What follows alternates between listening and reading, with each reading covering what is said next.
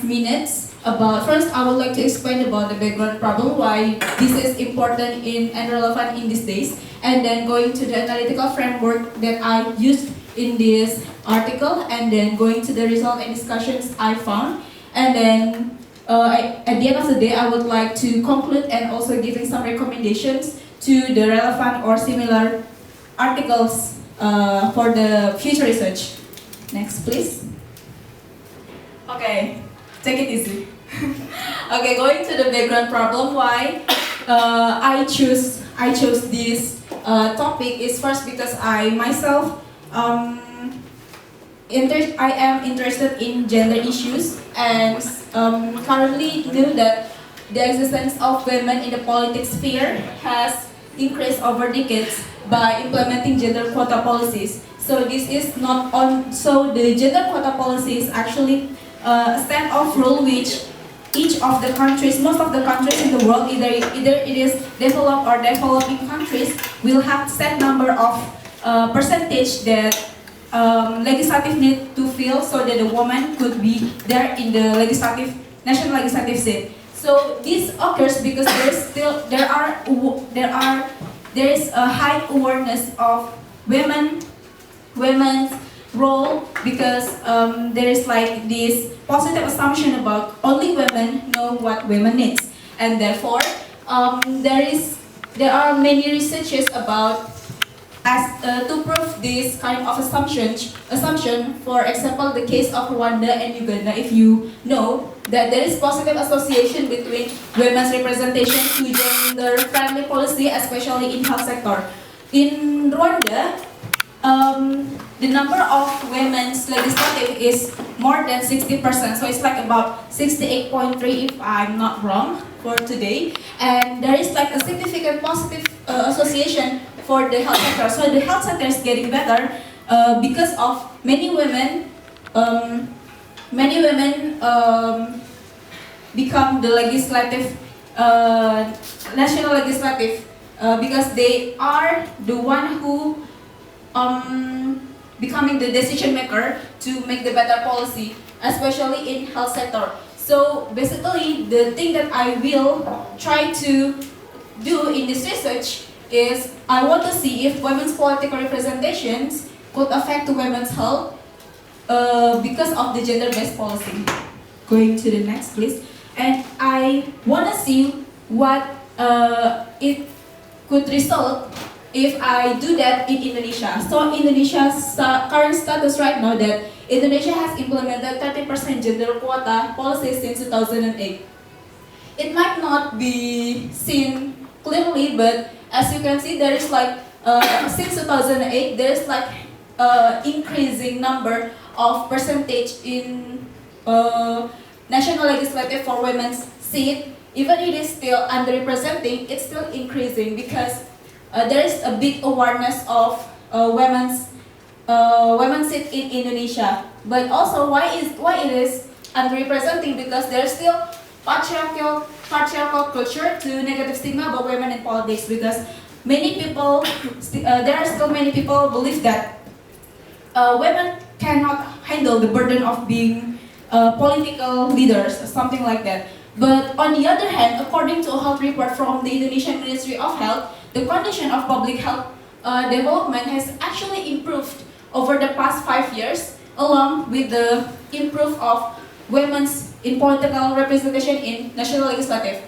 For example, the declining of the MMR or maternal mortality rate. So this led me to a question: is does the increasing of women in legislative affecting the women's health in Indonesia? Going to next, please. Okay, so this is the analytical framework I use for my article. First is the descriptive and substantive representation made by Pitkin in 1967, basically talking about there are two kinds of representation. First is descriptive representation, which basically the sense is who you are stand for. For example, I'm a Bataknis ethnic, and then I become the national legislative, and I act as the representative of Bataknis because we have the same ethnic, we have the same live short background, and my Bataknese, all my Bataknese people have faith in me because I probably would bring our concern to the public agenda, especially in national agenda. That's example for the descriptive representation. It is different from substantive because substantive is basically talking about what act you do in the policy. So basically, descriptive is talking about what what kind of race you represent. And substantive representation talking about what do you do for your for the council you represented to. For example, a male legislator could be women's could be substantively representing women's policy if he supports or acts on the policy that is leading to the women's friendly policy. So it's kind of big two differences between descriptive and substantive representation. And I would like to see it if it affects to the women's health status in Indonesia. So the Garcia et al. In 2012 basically talking about indicators of women's health and that I could use to measure. There are about like 5 aspects. First is education and health promotion, and then health access, and then mortality, poverty, and prevention of healthcare, which each of them has indicators which I will mention later. Please go into the next. And here are the indicators that I am using in this article. So the aspect of education, there are 4. There are clean and healthy living behavior, PHBS, and then sanitation, contraception, and illiteracy. And then health access aspect, there are 2, health insurance coverage, and then Indonesian health facilities number. And then to measure the mortality aspect, I will use the maternal mortality rate. And then to measure the aspect of poverty, I will use the GNI per capita. And then to measure the prevention healthcare aspect, I will using the coverage of screening that is covered by the JKN or BPJS or health insurance in Indonesia. So there are 4 women's screening that is covered by them. Next, please. Okay, so in order to measure the effect of women's political representation to women's health, I need something to mediate them. I need a variable to to mediate them. So it is the policy of women's health. I'm using scoring the policy which is made by Quick and his friends in 2014, which has 5 pillars of women's health based on universal health coverage. So there are like 14 policies I found which made by the DPR or a national legislative, and I will scoring them based on this pillar. So if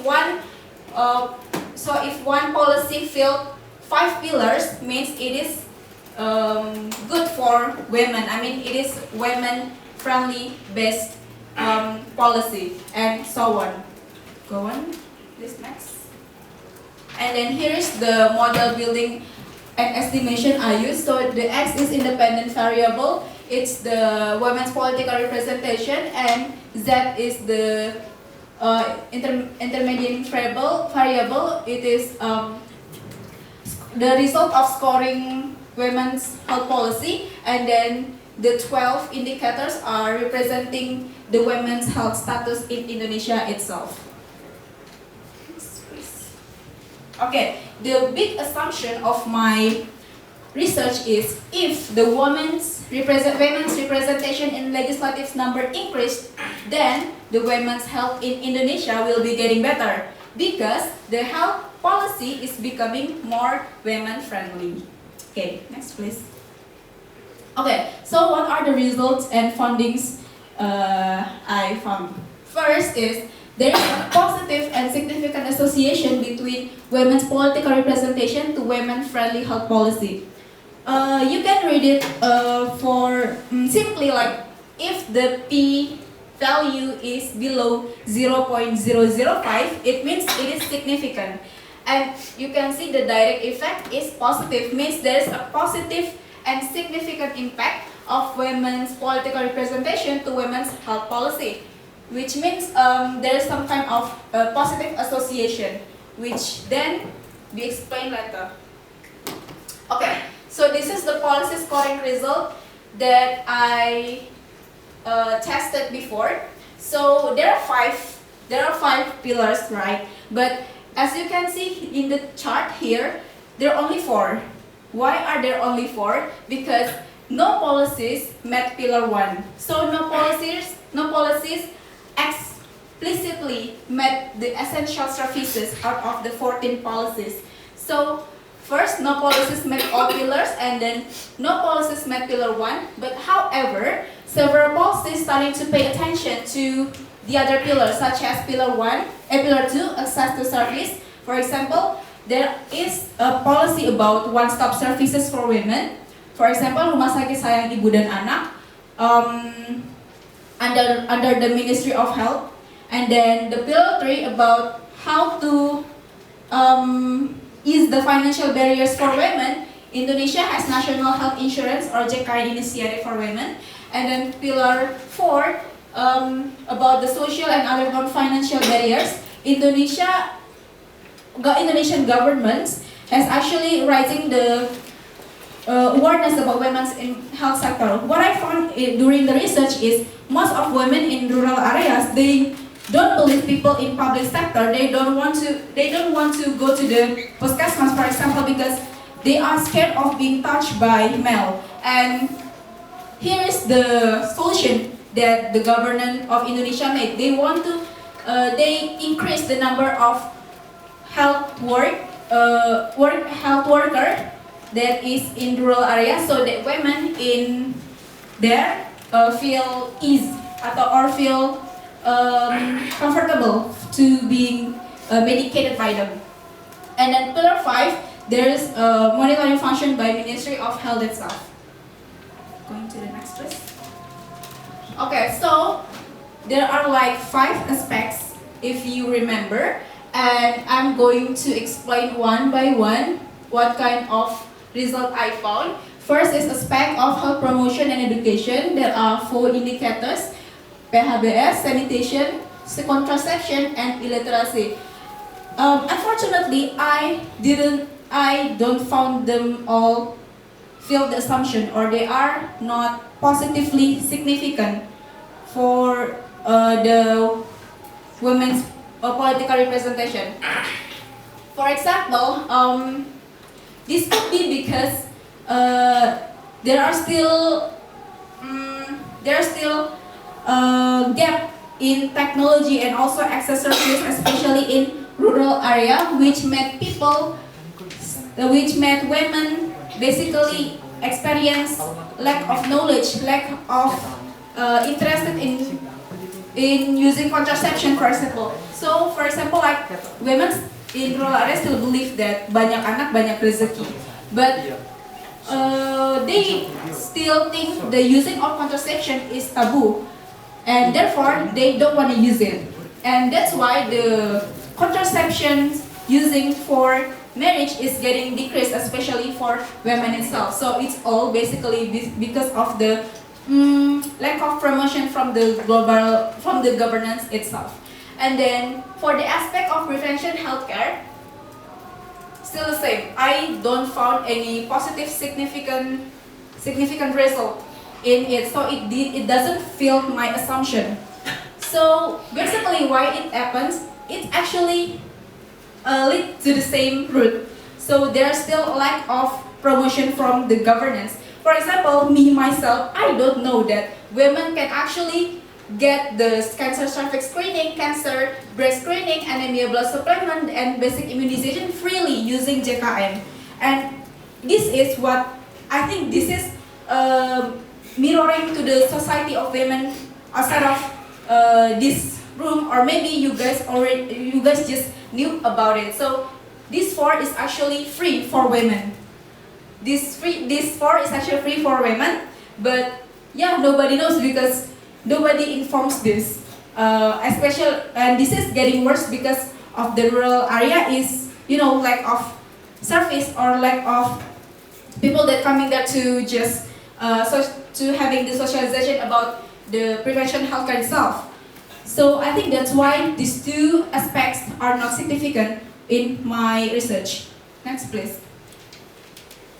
And then going to the next is aspect of mortality, which I measured from the maternal mortality ratio, and it's the same. I still don't found it positive and significant again. And then going to the next aspect of poverty, from GNI per capita, I also still don't find it positive and significant, which may be the reason I will explain in the slide later. Please go into the next. Now, out of 12 women's health indicators in 5 aspects of women's health which were assumed to be affected by women's representation, only coverage of health insurance is actually a field assumption. It is positive, the direct coefficient positive, and the p-value is below 0.005. So it means that women's political representation directly affected to the coverage of health insurance, especially for women itself. This is also supported by Yusiana et al. Research, which shows that the largest number of health insurance users are women, where JKN currently covered 95.92% in 2023. And why women become the majority users of JKN? It's because women started to trust and use JKN since there are 4 basic maternal health services provided. For example, the antenatal care and professional antenatal providers, and then skilled birth assistance, and lastly, access to facility-based delivery. So that's why women started to dominate the users of the health insurance itself. Okay, next please. Okay, so why most of them are insignificant? I have 2 assumptions. First is because Indonesia's gender quota has not yet met the 30% of gender quota itself. So currently, Indonesia finally hitting the 20% now for gender quota, but hasn't yet met the 30%. A case study I brought before from Rwanda and also Uganda, it affected women political representation affects the women's health because they already reached the 63.8%.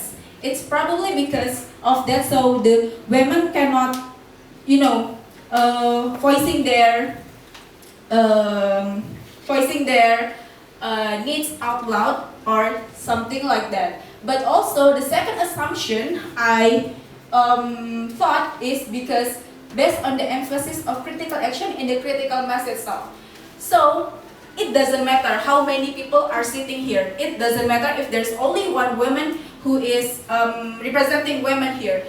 But if she is allowed to speak, if she acts on critical action rather than just being quiet, it becomes the most important thing related to substantive representation. So probably the problem of Indonesia government women's representation is because not most of them are maximally doing the critical action itself rather than focusing on the critical mass itself.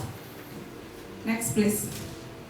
And so the conclusion I would like to give for my research is the study's conclusion on the influence of women's representation in Indonesia through women's health policy shows that of the 14 equations analyzed, only 2 were proven significant. First is women's political representation to the better policy for women, and then second is the direct effect of women's political representation to the coverage of health insurance. And then the unfulfilled of 30% gender quota in parliament probably hinders women's maximum potential in influencing policy, including health policy, and also probably because of the lack of the critical action itself.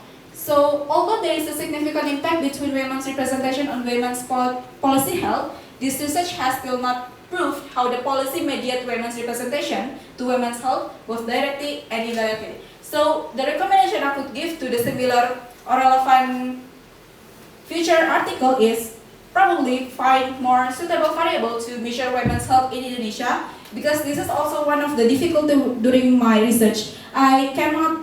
There are still not pattern indicators to measure the women's health itself and how it is affected by women's representation descriptively and substantially. Okay, so I think that would be the closing of my presentation. Thank you very much. I would like to say thank you for Padi. Maybe Padi hasn't come here. And I also want to thank to Kavinda, Kabidi, and all of my friends that have already supported my research article. So I'm going back to the MC. Thank you. Thank you, Kak.